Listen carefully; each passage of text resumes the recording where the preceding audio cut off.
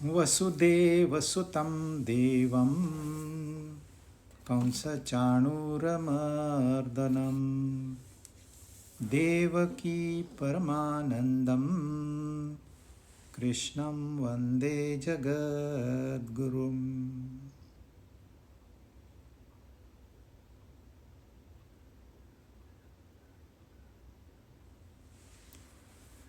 भगवद गीता अध्याय 15 और हमने 9वां श्लोक थोड़ा सा बाकी था पर 9 श्लोक पूरे किए थे। पहले उन्होंने बताया जैसे वायु गंध को एक जगह से दूसरी जगह जाने में सहायता करती है। वायु को गंध से कुछ लेना देना नहीं, वो मीडियम है।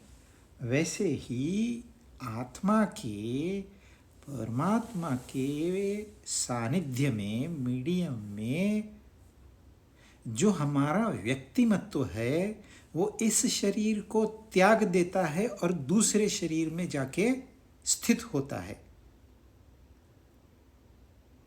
और वहां जाके क्या करता है? क्षोत्रम चक्षु स्पर्शनम च रसनम घ्राणमेव च अधिष्ठाय मनश्चायम विषयानुपसेवते। वहाँ वो विषयों का सेवन करता है। अब कितने जन्म हो गए ऐसे? ये तो कब से चल आ रहा है, यही चक्कर चल रहा है। इस शरीर का पुनर्जन्म नहीं होता। यह एक बार मर गया हमेशा के लिए। और ये एक ही बार मरता है ऐसे नहीं है, ये पल पल मरता है। ये बच्चा था, बच्चा मर गया, जवान पैदा हो गया, जवान मर गया, प्रौढ़ पैदा हो गया, प्रौढ़ मर गया, बूढ़ा पैदा हो गया। वैसे ही बूढ़ा मर गया, बच्चा पैदा हो गया। तो यह चक्र है, इसको न आदि है न अंत है। इससे बाहर निकलना है। तो ये पक्का जान लो, ये शरीर यहीं समाप्त हो जाएगा। आत्मा का पुनर्जन्म नहीं होता क्योंकि वो पैदा ही नहीं हुआ। पुनर्जन्म होने के लिए तो मरना होगा। जब वो पैदा ही नहीं हुआ है तो मरेगा क्यों? तो फिर क्या होता है? मृत्यु के समय इस शरीर को त्याग देता है यह जीवात्मा। यह जो मैं बना हूं मन बुद्धि के आधार पे, सूक्ष्म शरीर के आधार पे, यह सूक्ष्म शरीर और सूक्ष्म होता है। उसको कारण शरीर कहते हैं, जो हमारा बीज है। क्योंकि जितना सूक्ष्म होगा ट्रांसफर उतनी आसान होगी। फिर यह सूक्ष्म शरीर इस आत्मा के आधार से ही दूसरा शरीर धारण करता है। ऐसे लगता है दूसरा व्यक्ति पैदा हुआ। शरीर अलग है। क्यों? क्योंकि सूक्ष्म शरीर में बदलाव हो गया है। जो हमारी पहले की वासनाएं थी वो अब नहीं रही, वासनाएं बदल गई। वासनाएं बदल गई तो वासनाओं के अनुसार ही शरीर बनेगा। अगर स्त्री की वासनाएं होगी तो स्त्री बनेगा, पुरुष की वासनाएं होगी तो पुरुष बनेगा। यह उत्क्रांतम चालू है। अब ये इंद्रियों के चक्कर में कैसे फंसता है? आपको पता है 5 तत्व है। आकाश सबसे सूक्ष्म है, आकाश से स्थूल है वायु, वायु से स्थूल है अग्नि, अग्नि से स्थूल है जल और जल से स्थूल है पृथ्वी। अब वायु का धर्म है शब्द, जिसके लिए हमको कान दिए हुए हैं। और इन्हीं से संबंधित एक कर्म इंद्रिय भी दिया गया है। जैसे मैं बोल रहा हूं, आप सुन रहे हैं। सुनना और बोलना कनेक्टेड है। तो आकाश तत्व है, शब्द है, कान है और वाणी है। तो ये चक्र कहाँ से शुरू हो गया? ये मूलतः उसी परमात्मा से आकाश की निर्मिति हो गई, और जैसे आकाश की निर्मिति हो गई, ये सबकी निर्मिति हो गई। शब्द की निर्मिति हो गई, कान की निर्मिति हो गई, वाणी की निर्मिति हो गई, तो संसार खड़ा हो गया। फिर वायु की निर्मिति हुई आकाश से, तो स्पर्श उसका धर्म है, स्पर्श, स्पर्श की निर्मिति होगी। स्पर्श के लिए हमें त्वचा चाहिए। कोई तो स्पर्श समझे, हवा चल रही है, आप कैसे समझोगे हवा चल रही है? उस स्पर्श से हम समझ सकते हैं। और फिर उसके लिए हाथ दिए। इसी प्रकार यह पंच महाभूतों का स्थूलीकरण हुआ। पहले ये सब सूक्ष्म था, स्थूलीकरण हुआ, 5 ज्ञानेंद्रियां बनी, 5 कर्मेंद्रियां बनी, 5 विषय बने, और ये संसार खड़ा हो गया। और ये नहीं है, क्रमशः नहीं है, ये सूक्ष्म और स्थूल की सीरीज है कि यहां से यहां, यहां से यहां, यहां से यहां, पर होता है एक ही साथ में। फिर इंसान इस चक्कर में फंस जाता है।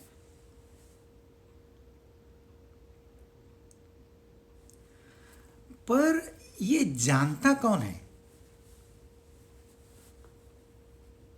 और हम क्यों नहीं जानते इस सत्य को?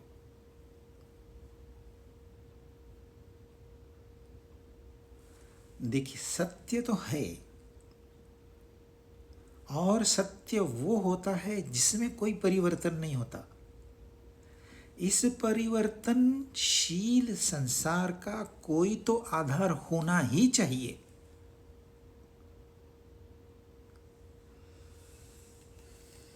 परंतु ये कौन जानता है और कैसे जानता है, और हम क्यों नहीं जानते?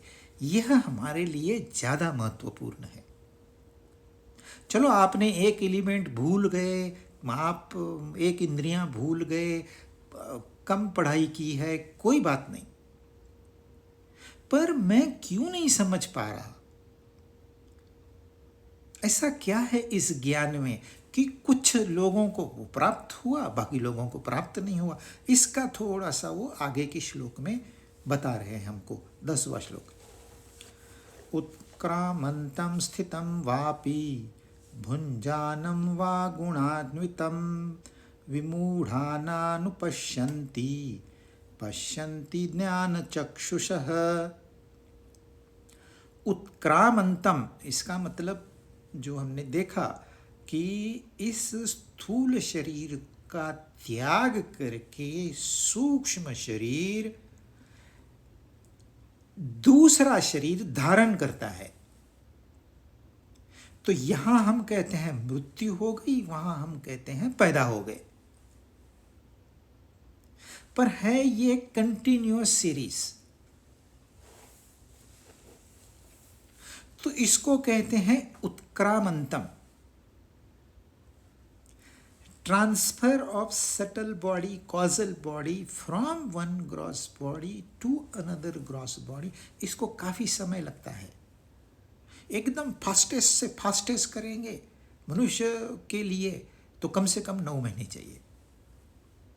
9 महीने, 9 दिन, 9 घंटे, 9 मिनट।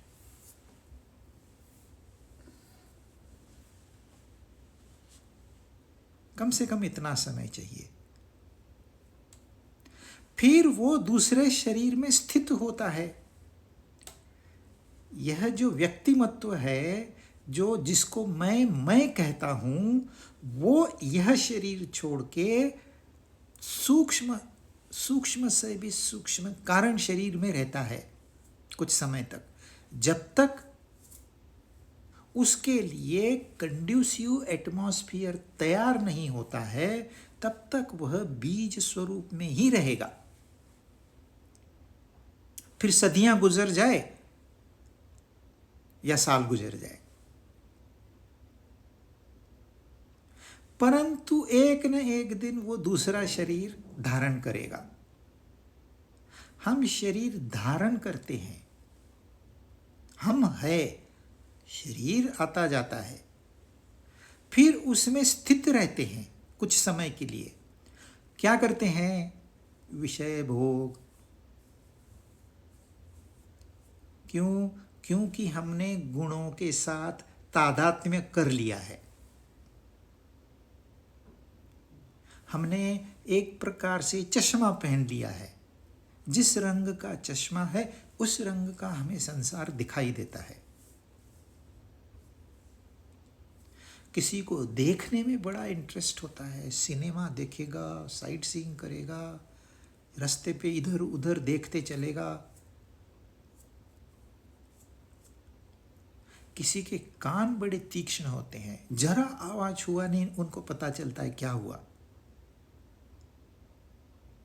किसी को खाने में इतना इंटरेस्ट होता है, खाने ऐसे खाने को दौड़ेगा जैसे कल से खाना मिलना बंद होने वाला है। हर एक का अपनी अपनी पर्सनैलिटी है, क्योंकि वासनाएं यानी कि बीज अलग अलग है। दिखने को तो सब सेम दिखते हैं, सिमिलर दिखते हैं, पर है नहीं, है अलग अलग। तो गुणों के साथ तादात्म्य करने से होता क्या है? फिर यह जीवात्मा मैं को पैदा कर देता है। मैं ये शरीर हूं, मैं ये मन हूं, मैं ये बुद्धि हूं।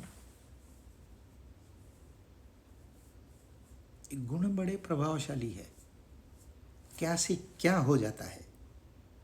जो शुद्ध आत्मा था वो अशुद्ध हो गया। मूढ़ मनुष्य इसको नहीं जानते, विमूढ़ा।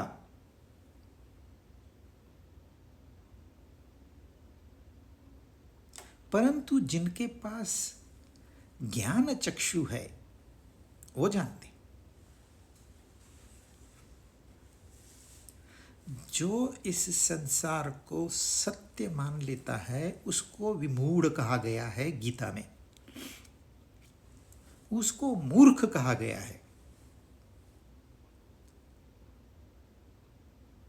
और इस बदलते हुए संसार का जो आधार है, अपरिवर्तनशील आधार है, वो उसको जो जानता है उसको कहते हैं यह ज्ञानी है। ये ज्ञान चक्षु से देखता है, मूढ़ चर्म चक्षु से देखता है। चर्म चक्षु से देखने वाला कहता है मैं देख रहा हूं। अरे मैंने अपनी आंखों से देखा है। पर ज्ञानी उसके साथ बहस नहीं कर सकते, क्योंकि दोनों की लेवल अलग है। एक सपने में है, एक जागरूक है, कैसे बात होगी? बात ही नहीं हो सकती। वो सपने वाले का विश्व अपना है अलग से, उसको ही पता कौन सी दुनिया में घूम रहा है। और जागरूक तो जानता है सत्य। तो दोनों का संभाषण नहीं हो सकता है। इसलिए ज्ञानी पुरुष हमेशा चुप बैठते हैं, वो बोलेंगे ही नहीं। अरे तुम गूंगे हो क्या? जो आंखों से देखता है वो कहता है गूंगा है क्या, तू बात क्यों नहीं करता? उसको इंद्रियों के विषय चाहिए। पर वो बात क्या करेगा, उसकी बात आप समझ नहीं पाओगे। तो उसे मालूम है विजडम यही है कि चुप बैठो, इनकी झंझटों में मत पड़ो। नहीं तो क्या होगा, ये हमें भी खींच लेंगे और अपने लेवल पर लाके छोड़ देंगे। इनसे बचना है तो शांत बैठो, जैसे ये करते हैं वैसे करते रहो, नाटक करते रहो। ये भी पार्टी करेंगे, हम भी पार्टी करेंगे। ये डांस करेंगे, हम भी थोड़ा उनको प्रोत्साहन दे देंगे। बट ऑब्जेक्टिवली वो जानता है सत्य क्या है। बाहरी इंसान को उसके अंदर की स्थिति पता नहीं, पर उसे बाकी सब के अंदर की स्थिति का पता है। क्योंकि जो चर्म चक्षु से देखता है उसको विषय दिखाई देते हैं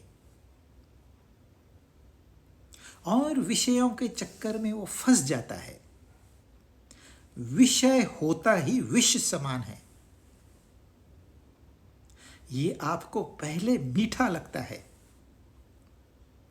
फिर ये कड़वा हो जाता है। समस्या ये है, जब वो कड़वा हो जाता है, आप जानते हो ये कड़वा है, आप उसको छोड़ नहीं सकते, त्याग नहीं सकते, क्योंकि उस विषय ने आपके ऊपर कब्जा कर लिया है।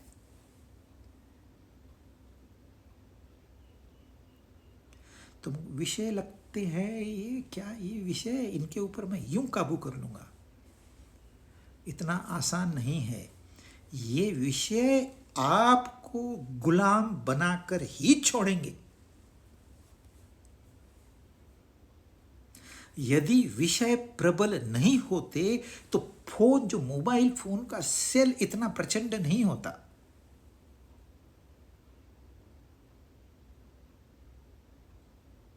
कम से कम 350 करोड़ लोग रोज 5 घंटे उस पे लगे हुए हैं। वो मास्टर है कि गुलाम है? उसको लगता है मैं मास्टर हूं, मेरा मोबाइल है, मैं जब खोलूंगा ये खुलेगा, मैं जब बात करूंगा ये सुनेगा, मैं जो मूवी देखना चाहूं ये मुझे दिखाएगा। लगता है वो गुलाम है। उल्टा है, आप उसके गुलाम होए, वो मास्टर है। जो निर्जीव चीज है इस सजीव के ऊपर अब राज कर रही है। हमने अपने आप को बेच दिया है सस्ते दाम में। लोग अपनी आत्मा बेच के धन कमाते हैं और धन का उपभोग लिए बिना ही इस संसार से चले जाते हैं। कितनी बड़ी मूर्खता है। इन्होंने तो इसके लिए विमूढ़ कहा है।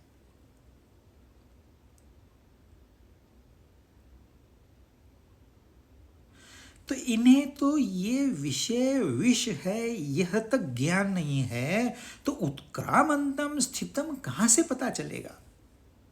कैसे उनको पता चलेगा कि मैं एक शरीर छोड़ के इस शरीर में आया हूं, मुझे दोबारा एक मौका मिला है, ऐसे मुझे कई मौके मैंने गंवा दी है, कम से कम इस समय तो मैं सत्य जानूं, कम से कम आज तो मैं थोड़ा समय सत्संग में बिताऊं। रोज तो ये संसारी झंझट चालू है। आज प्रॉफिट हुआ नाचो, कल लॉस हो गया उदास बन के बैठ जाओ।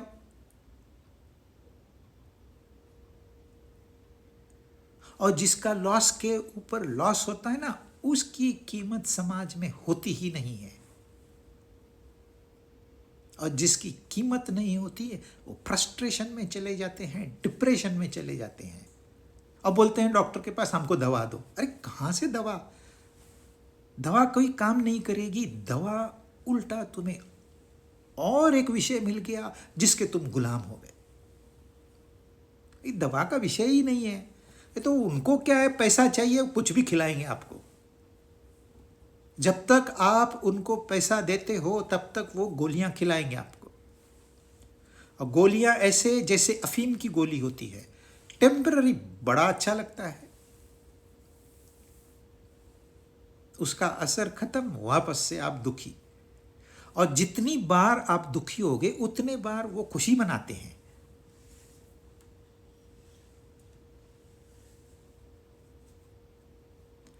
एक बार एक मरघट पे एक होटल में 4 दोस्त पार्टी कर रहे थे।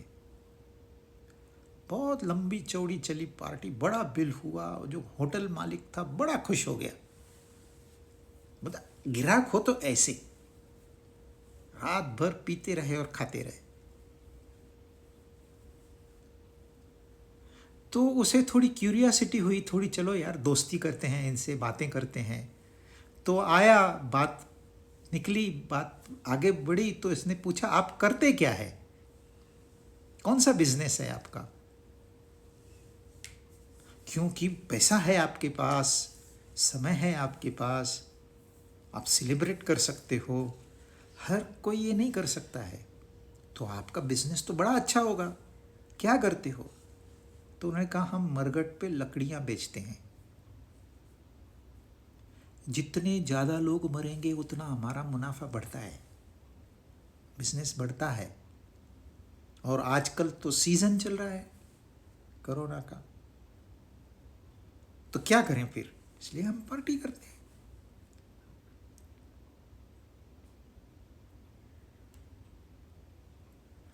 तो किसी का दुख किसी का सुख बन जाता है, और इसी में हम फंसे पड़े हैं। ऐसा कभी लगता नहीं कि हम बाहर निकलें। कितना बड़ा दुख आने दो, हम बाहर, फिर भगवान भी क्या करेगा? कितने दुख देगा आपको? आप जाग ही नहीं रहे हो, कितनी बार आवाज देगा? फिर वो अपना अस्त्र चलाता है आखिरी वाला। चलो भाई, थोड़ा आराम करो, फिर आपको दूसरा शरीर दे देंगे। तो इस तरह हम रोज नए शरीर धारण कर रहे हैं, रोज वही रोना, वही धोना, वही सुख वही दुख। सुख आने पर सावधान होना चाहिए, हम उलझ जाते हैं, क्योंकि इस ही सुख के पीछे दुख बैठा है। यदि आपका सुख भोगना है तो आपने एक कला सीखनी चाहिए कि सुख तो मैं भोगूंगा, दुख नहीं भोगूंगा।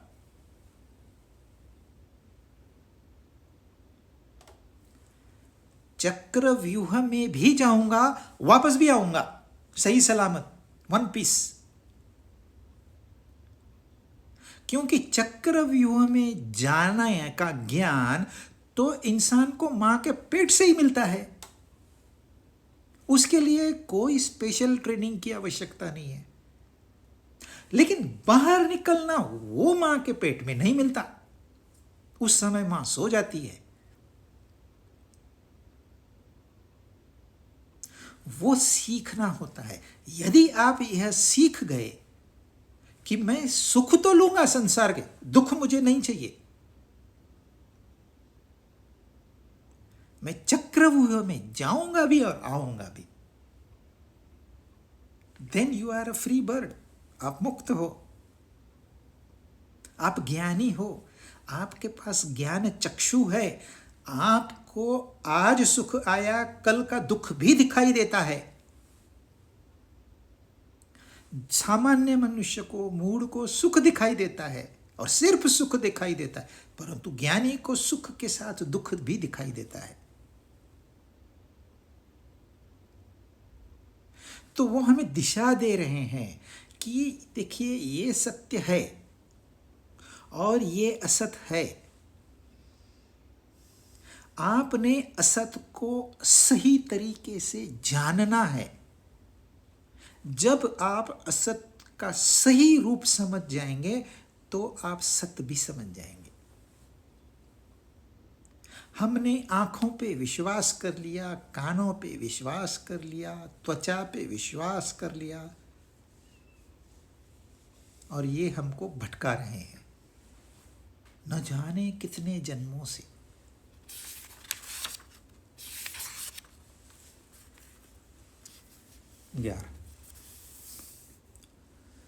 यतन्तो योगिनश्चैनं पश्यन्त्यात्मन्यवस्थितं यतन्तोऽप्यकृतात्मानः नैनं पश्यन्त्यचेतसः। योगी लोग अपना यत्न करके अपने आप में स्थित रह के परमात्म तत्व का अनुभव करते हैं। योगी लोग अपने ही प्रयत्नों से अपने आप में स्थित होके परमात्मा का अनुभव करते हैं, क्योंकि परमात्मा का अनुभव बाहर हो ही नहीं सकता, वो सिर्फ अपने आप में हो सकता है। परंतु जिन्होंने अपना अंतःकरण शुद्ध नहीं किया है, अकृतात्मान, ऐसे अविवेकी लोग यत्न करने पर भी इस तत्व का अनुभव नहीं कर सकते। इसको अभी रिलेटिवली हम आसानी से समझ सकते हैं, दो भाग करेंगे। यहां पर है योगी और यहां पर है अचेतसा, अविवेकी। योगी कौन है? योगी वो है जिसने परमात्मा का अनुभव करने का, दर्शन करने का, आत्मस्वरूप को प्राप्त होने का, परमानंद मिलाने का, परम शांति मिलाने का ध्येय बना लिया है। तो योगी वो है जिसका ध्येय होता है। यदि ध्येय नहीं है और आप गीता भी पढ़ रहे, उपनिषद भी पढ़ रहे, ये भी पढ़ रहे, वो भी पढ़ रहे, तो आप योगी नहीं हो, यदि ध्येय नहीं है तो। और फिर आप ज्ञान क्यों ले रहे हो? पैसा कमाने के लिए, क्योंकि ये स्पिरिचुअल फील्ड में बहुत पैसा है। अब मेहनत कुछ नहीं है, और खाली पैसा नहीं, लोग आके पैर छुएंगे आपके, आपको सर पे बिठाएंगे, घर का सबसे बढ़िया कमरा आपको रहने को देंगे, सबसे बढ़िया भोजन आपको खिलाएंगे। तो कितनी सारी बातें होती है। तो कोई कोई लोग स्पिरिचुअल फील्ड में आते हैं करियर बनाने के लिए, पर वो योगी नहीं है। जो योगी नहीं है वो कभी सन्यासी नहीं हो सकता है। आप भले गेरुए कपड़े पहन लिए, भले तिलक लगाइए, भले माला लगाइए, भले बाल बढ़ाइए या बाल छाट दीजिए, इससे कोई फर्क पड़ने वाला नहीं। क्या आपका ध्येय है? अगर ध्येय है तो ये सब की क्या जरूरत है? तो योगी वो है जिसने परमात्मा तत्व का अनुभव करने ठान लिया है। मैं सत्य को जान के ही रहूंगा, मुझे जो कीमत चुकानी पड़ेगी मैं चुकाऊंगा। अरे क्या है, धन संपत्ति बाद में कमा लेंगे, let me investigate the truth. भगवान है कि नहीं है, कि यह भी एक व्यापार चल रहा है, मुझे जानना है। आप आस्तिक है कि नास्तिक है, इससे योगी का कोई संबंध नहीं है। हम आस्तिक है इसलिए हम योगी है, बिल्कुल नहीं। ये आपके कल्पना का ही खेल है कि भगवान है। ऐसा भगवान है ही नहीं जो आपके कल्पना में है। तो आस्तिक और नास्तिक दोनों ही किसी काम के नहीं है। ये मानता है भगवान है, वो मानता है भगवान नहीं। अरे मानना क्या है? कुछ भी मान लो, मनुष्य के सींग मान लो, मान लो मैं दुनिया का सबसे अमीर आदमी हूं, मानने को क्या लगता है? मानना नहीं, जानना है मुझे, सत्य जानना है, यह मेरा ध्येय है। वो है योगी। और इसके अपोजिट में उन्होंने कहा अचेतसः, कोई बुद्धि का व्यापार ही नहीं है, कोई विवेक ही नहीं है। दुख हुआ कहते हैं, हाँ दुख हुआ, क्या करें, थोड़ा रो लेते हैं। आप भी आके हमारे साथ रोइए, साथ में सेलिब्रेट करते हैं दुख। सुख हुआ, नाचते बैठे कि सारी दुनिया को बताएंगे हमारी लॉटरी लगी, हमारी लॉटरी लगी, हमारी लॉटरी लगी। पता चला लॉटरी का टिकट ही नहीं है, फिर दुख। न सत्य का तो चलो नहीं है पता, वो समझ में आता है। असत का भी उन्हें पता नहीं है, तो भेद कहां से करेंगे? यहां कुछ तो होना चाहिए, तब इंसान भेद कर पाएगा। हमने एक बुद्धि बेच दी है सस्ते में, जैसे जुडास ने क्राइस्ट को बेच दिया था 30 पीसेस ऑफ सिल्वर, बस इतना सस्ता, हम उससे भी कम दाम में बेचते हैं। बेच के अक्ल खा गए, अब क्या करें, अक्ल है ही नहीं। अरे थोड़ा शांत हो जाओ, तुम मनुष्य हो, मनुष्य हो मत का मतलब तुम्हारे पास बुद्धि है। अब उसको जंग लग गया है, जन्मों का कर्म है, जंग लगेगा ही, थोड़ा साफ करो उसको। पर उसके लिए थोड़ा सा इस संसार से थोड़ी देर के लिए बाहर आओ। रोज 1 घंटा, 1.5 घंटा, 2 घंटे, जितना समय आप निकाल सको, थोड़ा बाहर आओ इस झंझट से। और कुछ नहीं, आप नहीं पढ़ सकते गीता तो भी शांत बैठो,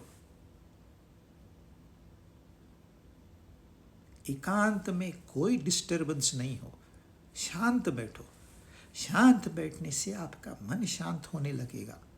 पूरा शांत नहीं होगा, पर थोड़ा सा शांत होगा। जितना वो शांत होगा उतनी आपकी बुद्धि कार्यरत होगी। जितनी आपकी बुद्धि कार्यरत होगी उतने आपके यत्न बढ़ेंगे। जितने आपके यत्न बढ़ेंगे उस प्रपोर्शन में आप योगी बनते जाओगे। एक दिन आप भी ध्येय बना लोगे कि नहीं, मैं सत्य जानना चाहता हूं, या तो भगवान है या तो नहीं है। मैं जब कहूंगा है तो इसका मतलब है, मैं जब कहूंगा नहीं है तो इसका मतलब नहीं है। ये कॉन्फिडेंस होना चाहिए, तब योगी है। तो योगी है, अचेतसा है, ये भी यत्न करता है, ये भी यत्न करता है, ये भी मेहनत करता है, ये भी मेहनत करता है। जो मेहनत नहीं करता, भगवत गीता उसके लिए नहीं है। तामसिक लोगों के लिए गीता का ज्ञान कोई मायने नहीं रखता। उनको और कुछ जन्म ठोकरें खानी पड़ेगी। जब ठोकरें खा खा के तंग हो जाएंगे और पूछेंगे कि क्यों मुझे ही ठोकरें मिलती है, तब जाके उनको यह ज्ञान काम करेगा, तब देना है उनको। तब तक गीता उनको कहती है साइड कर दो। तो यत्न कर, भले ये अविवेकी है, यत्न इनका है। तो ये बात है, जो एफर्ट्स डाल रहे हैं, जो पुरुषार्थ कर रहे, वो दोनों भी कर रहे हैं। एक की दिशा सही है, ध्येय की तरफ है, ध्येय सही है, दूसरे की दिशा गलत है। जो अविवेकी है वो भी प्रयत्न करता है, उसका भी कुछ ना कुछ तो ऑब्जेक्टिव है, पर दिशा गलत है। तो कहता है मुझे सत्ता चाहिए, कोई कहता है मुझे ब्यूटी चाहिए, कोई कहता है मुझे पैसा चाहिए, कोई कहता है परिवार चाहिए, कोई कहता है मेरे पास लग्जरी कार का फ्लीट हो तो मैं सुखी हो जाऊंगा।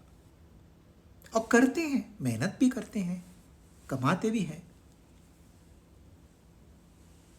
परंतु सुखी नहीं हो पाते। कारों में थोड़ी सुख रखा है। यदि कार आपको कुछ दे ही सकती है तो दुख देगी। उसके पास नहीं है कुछ, सुख नहीं है, शांति नहीं है, आनंद नहीं है, ज्ञान नहीं है, वो देगी कहां से? इसका मतलब कार नहीं रखनी ऐसे नहीं, वो वाहन है। मुझे आना जाना पड़ता है, एक वाहन रख दो, उसको मेंटेन करो, कंडीशन में रखो, दैट्स ऑल। उसकी सही कीमत वही है। ज़्यादा पैसा आ गया, बड़ी कार ले ली, लग्जरियस कार ले ली, पर है वो कार ही। रोल्स रॉयस ली है वो कार ही, वो सिर्फ आने जाने के काम में आएगी और किसी काम के नहीं।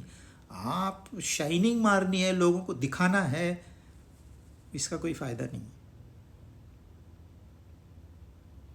लोग ये कहेंगे लूटा है इसने किसको, तो दिखावा तो और डेंजर। परंतु ये अचेतसा लोग ये दिखावा के लिए करते हैं, यहाँ समस्या है। मतलब मेहनत करते हैं, मेहनत इस अपेक्षा से करते हैं कि हमें शांति मिलेगी, हमें समाधान मिलेगा, हमें संतोष मिलेगा, इसके लिए करते हैं। पर मिलता क्या है? दुख। अब ये जो लोग हैं योगी, ये अपने आप में स्थित परमात्मा तत्व का अनुभव करते हैं, क्योंकि इनको मालूम है ये बाहरी संसार टेम्पररी है, आज है कल नहीं है। यूक्रेन में बड़े बड़े आलीशान घर थे लोगों के, तबाह हो गए। लॉस एंजलिस में एक जरा सी चिंगारी निकली जंगल में, कितने लोगों के पैलेसेस जल गए। तो ये है, ये नहीं है, आप समझ लो ये है नहीं है, अपने आप को बचाओ। अब मकान के लिए आप अपने आप को जलाओगे? अरे मकान है, जल गया, नया बनेगा, अपने आप को तो बचाओ। तो उन्होंने यही किया, अपने आप को बचाया, मकान भले जल जाए, दे आर वाइज। जो रो रहे हैं मेरा मकान जल गया, वो अचेतसा है, उनकी जान अटकी पड़ी है, क्या करेंगे? तो इनको मालूम है, इस योगी है होने के नाते, कि ये संसार मुझे जो चाहिए वो देने वाला तो है ही नहीं। आज दिन तक किसी को नहीं मिला संसार से, वो मुझे कैसे मिलेगा? वैसे देखा जाए तो ये कॉमन सेंस है, बहुत हाईटेक नॉलेज नहीं है, पर अब बन गया है वो। हम नीचे नीचे नीचे नीचे खाई के बॉटम तक आके ठहरे हैं। अब मृत्यु का इंतजार है और कुछ नहीं, आगे विनाश। और ध्येय तो वहां ही छूट गया ऊपर में। अब ऊपर देखते हैं, कहते हैं नॉट पॉसिबल, हम नहीं चढ़ सकते। परंतु योगी कहता है जो कीमत चुकानी पड़ेगी मैं चुकाऊंगा, मैं पहुंचूंगा वहां पर। तो ये अपने आप में सुख ढूंढते हैं, बाहर नहीं। और ये लोग बाहर सुख देखते हैं क्योंकि इन्होंने अपने अंतःकरण को शुद्ध नहीं किया है। इंद्रियां बहिर्करण है, ये बाहरी संसार से जुड़े हुए हैं। आंख बाहर देख सकती है, जो मन आंख से देख रहा है ये आंख उस मन को नहीं देख सकती।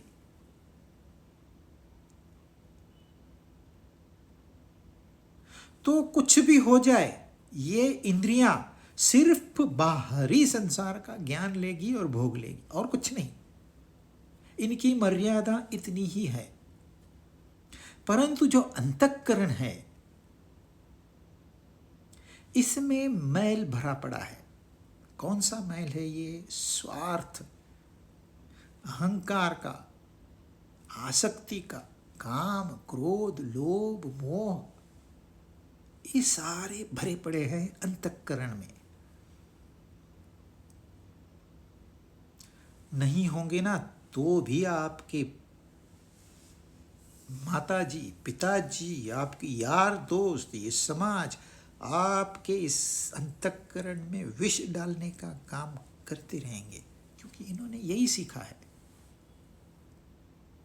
अंतःकरण को दूषित करना मानो एक नॉर्म हो गया है,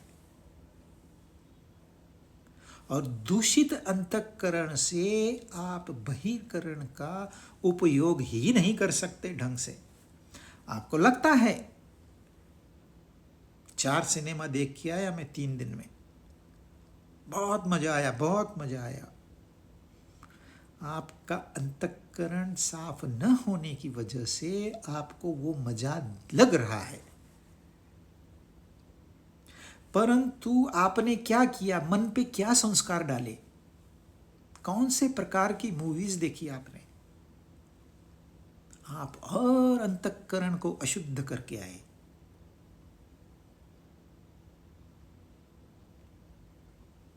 हम बाहर जाते हैं, हमारा ऑब्जेक्टिव है वासनाओं को कम करना, कामनाओं को कम करना, ये अहंता और ममता का नाश करना। संसार ही हमें सिखाएगा। क्यों ये संसार धोखा देता है, क्यों धोखा देता है, क्यों आप गलत हो, फंसे पड़े हो इसमें। मेरा है, मैं, मेरा, मेरापन, ये सब अशुद्धियां हैं अंतःकरण में। एक ने क्या किया है, बहिर्करण, इट्स नॉट माय प्रायोरिटी, अंतःकरण that is also not my priority. इसके आगे क्या है, इसके आगे मैं हूं, दैट इज माय प्रायोरिटी। मैं हूं या मैं है तो सब कुछ है, यदि मैं ही नहीं है तो कुछ भी नहीं है। जैसे लॉस एंजलिस में $25 मिलियन का उसका बंगला था, तो ये 25 मिलियन का बंगला जल रहा है, तो उसने क्या करना चाहिए, कूदना चाहिए क्या? नहीं, वहां से भागना चाहिए। अरे अपने आप को बचाओगे तो और नए बंगले आप बनाओगे। ये तो स्थूल में है, जो सूक्ष्म में है हम उसका ही मर्डर कर देते हैं। परंतु जो योगी है वो कहता है नहीं, ये मैं जो है ना, ओरिजिनल मैं, that is my priority. Duplicate मैं नहीं, ये जो अचेतसा है, ये डुप्लीकेट मैं, ये दिस इज माय प्रायोरिटी।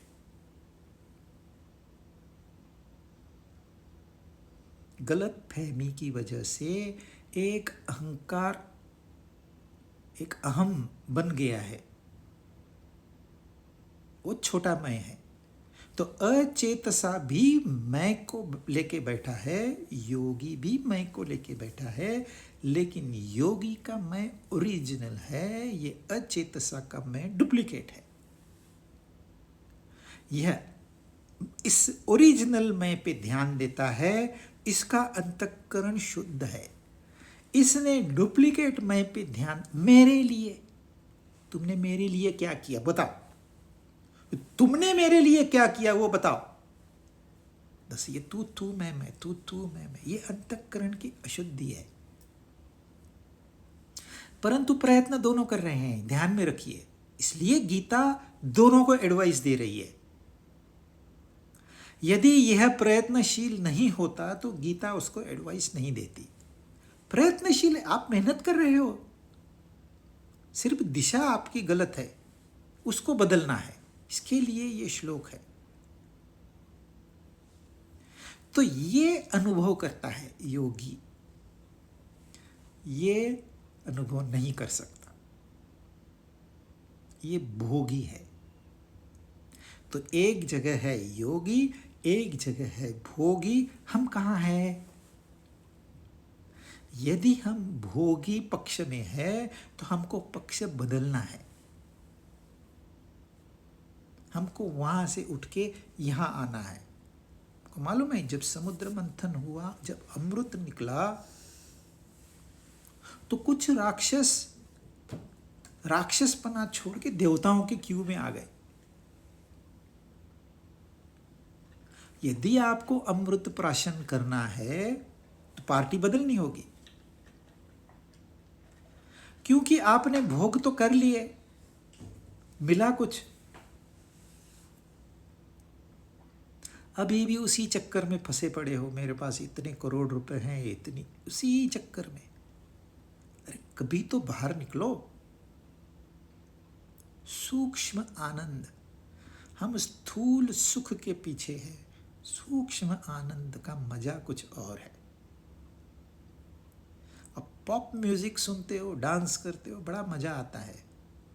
फिर डॉक्टर कहते हैं आपके कान खराब हो गए, आपको ब्लड प्रेशर बढ़ गया, आपको डायबिटीज हो गया, आप ये केयर करो, वो केयर करो, ये मत खाओ, वो मत पियो।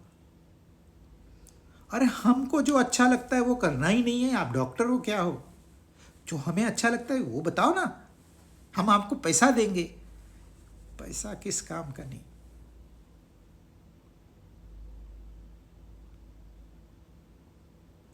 तो भोगीपना छोड़ के योगी बनो।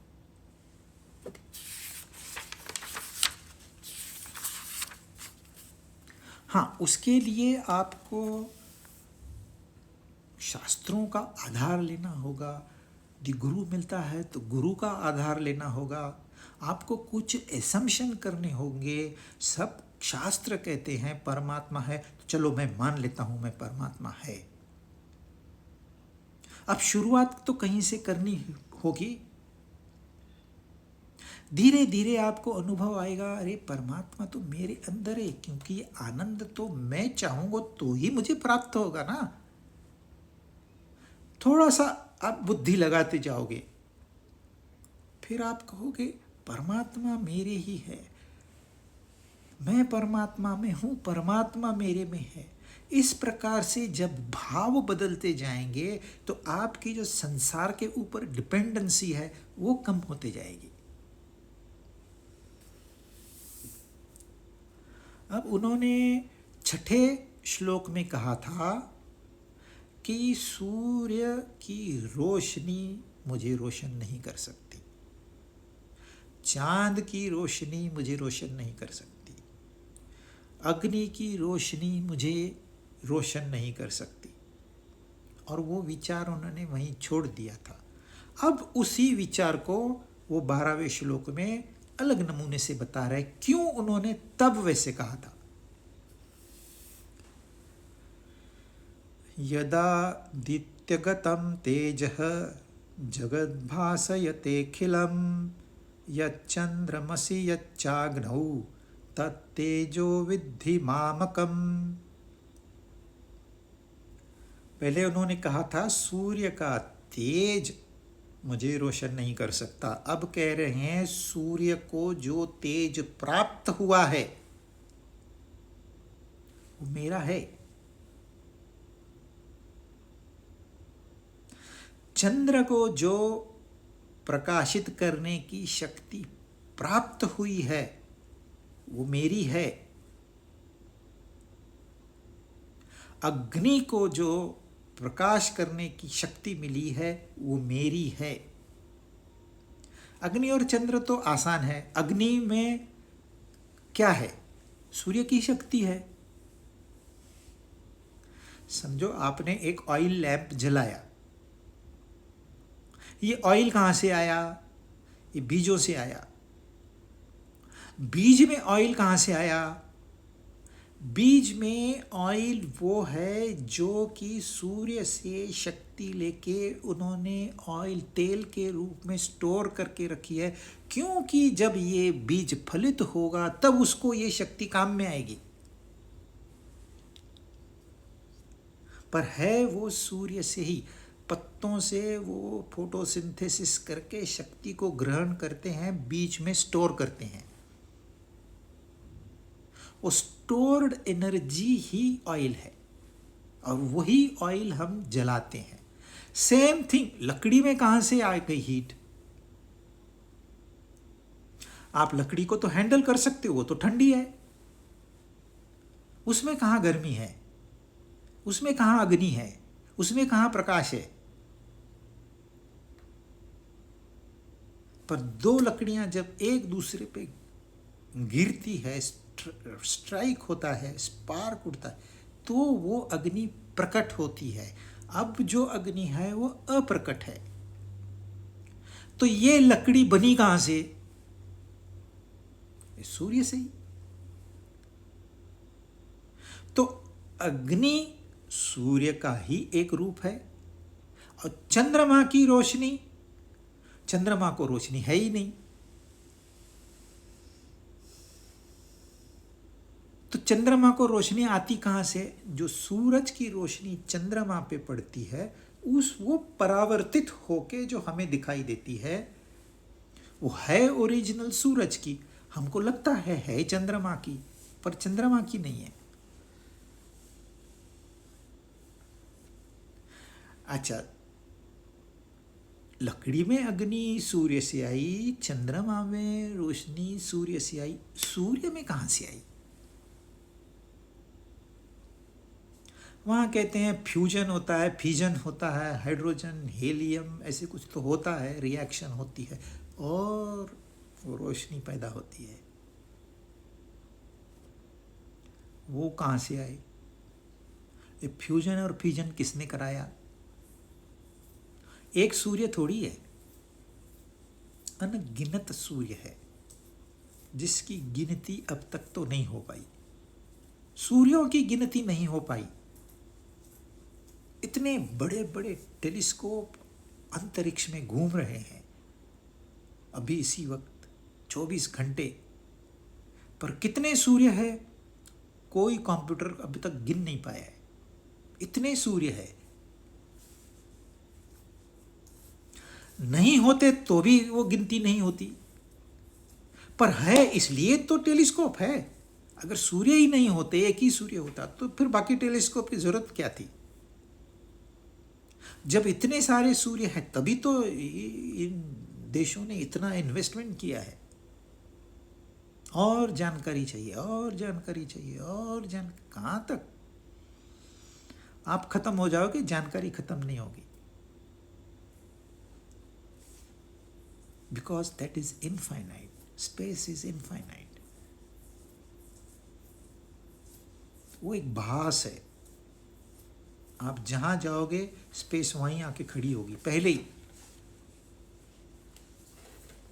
क्योंकि स्थिति कैसे मालूम पड़ेगी? अरे मैं हूं तो कहां पर हूं? जगह ही नहीं है तो मेरा होने का अस्तित्व कहां से होगा? मेरे होने के लिए पहले तो आकाश तत्व का होना चाहिए।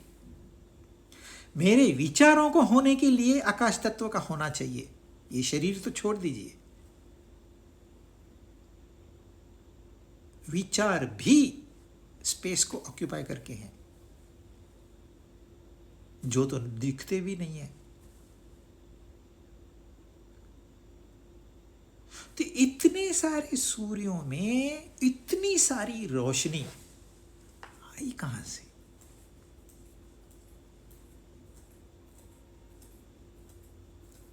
अब साइंस को पूछो तो एक एक गणित वो देते हैं, बहुत कन्विंसिंग उत्तर देते हैं, और फिर एक जगह पे आके वो रुक जाते हैं, बोलते हैं हमें नहीं पता, पर हम सब जानते हैं। इतना क्यों करने का झंझट है ना? कोई भी वस्तु ली, ये वस्तु काहे से बनी है? तो कहते हैं ये एटम से बनी है। एटम क्या है? ये एटम में के 3 गुण है, सत्व रजस तमस, यानी कि इलेक्ट्रॉन प्रोटॉन न्यूट्रॉन। ये इलेक्ट्रॉन प्रोटॉन न्यूट्रॉन कहाँ से आए? एनर्जी से आए। और ये एनर्जी कहाँ से आए? एनर्जी है बस। और हम लोग सदियों से इसी एनर्जी को अग्नि रूप में देवता मान रहे हैं। वो एनर्जी देवता है, देव नहीं है।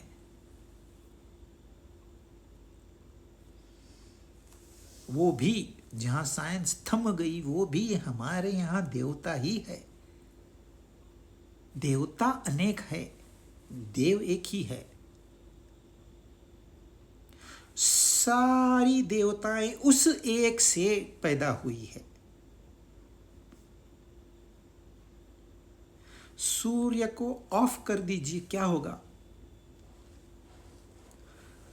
किसी को कभी भी कुछ भी पता नहीं चलेगा कि सूर्य ऑफ हुआ था या सूर्य था अभी, क्योंकि पूछेगा कौन, रहे बचेगा कौन?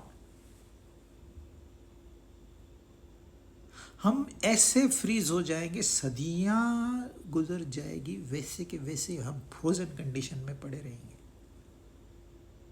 फिर जब सूरज ऑन होगा, वह हीट आएगी, आपने देखा होगा सांप या मेंढक हाइबरनेशन में जाते हैं। मेंढक होता है वो नींद में चला जाता है ठंड की वजह से, 6 महीने नींद में होता है वो। आप उसको उछाल सकते हो पत्थर की तरह,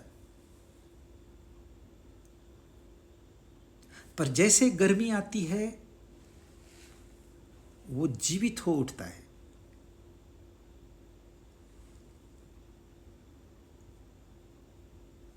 तो सूर्य को प्राप्त जो रोशनी है वो कह रहे हैं वित्थि मामकम, मेरा ही है एक रूप। ये मैनिफेस्ट फॉर्म है, वो अनमैनिफेस्ट है। वो अप्रकट है, ये उसकी प्रकट शक्ति है। तो जो हमें सूरज की रोशनी दिखाई देती है यह प्रकट शक्ति है, या हीट है, यह प्रकट शक्ति है। किसकी? जो अप्रकट है, वह जो सबसे सूक्ष्म तत्व है, जो हर रोशनी में भी जो समाया हुआ है, उसके बगैर सूरज में रोशनी नहीं हो सकती।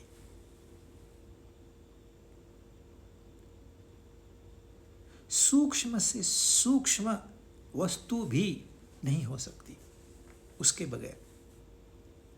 इसलिए वो कहते हैं यह सारा तेज तू मेरा ही जान। अब इसका और एक इंटरप्रिटेशन है। यह जो सूर्य है ये एक तो हमारी आंख की देवता है, क्योंकि सूर्य की रोशनी के बगैर आंख नहीं दे सकती, इसलिए आंख की देवता सूर्य है। वैसे ही बुद्धि का प्रकाश जो होता है उसकी भी देवता सूर्य है।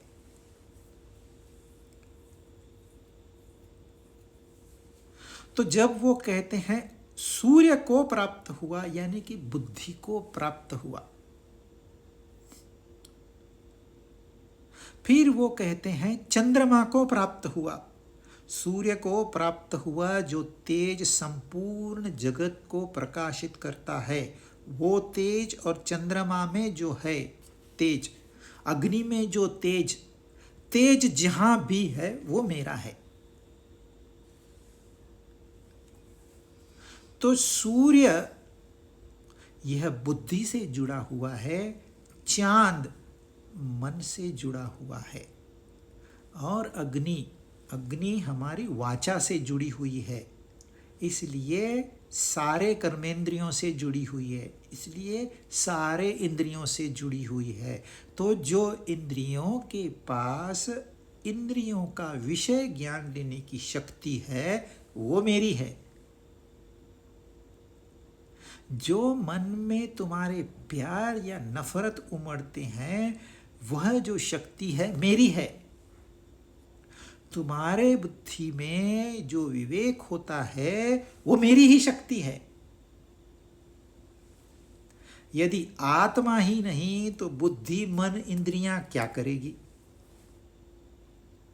ये तो ऐसा है, बल्ब लेके आए, फैन लेके आए, हीटर लेके आए, कूलर लेके आए, रेफ्रिजरेटर, बिजली है ही नहीं। तो ये कह रहे हैं बिजली मैं हूं, स्वीकार कर लो फायदे में रहोगे, अस्वीकार करोगे घाटे में रहोगे, पूरा जन्म निकल जाएगा, आपको सत्य मालूम नहीं होगा। वो कह रहे हैं, स्वयं भगवान कृष्ण कह रहे हैं जो सूर्य का तेज है वो मेरा तेज है। सूर्य ने कहां से लाया? सूर्य पैदा ही कहां से हुआ? तेज तो दूसरी बात है, सूर्य आया ही कहां से? मेरे से ही आया। वो अव्यक्त से ही सारा व्यक्त होता है, फिर यह व्यक्त ही फिर अव्यक्त में चला जाता है। यह व्यक्त और अव्यक्त का खेल जारी है, लीला जारी है। रास लीला कहिए आप उसको, लीला जारी है। इस लीला में शामिल होके आप भी एंजॉय करिए, माथा फोड़ी क्यों करनी है। पर उस तत्व को जाने बगैर हमारे में वो ऑब्जेक्टिविटी नहीं आएगी। इसलिए उस तत्व को जानना है जिसने इन सब को रोशन करके रखा है। आगे का नेक्स्ट क्लास में।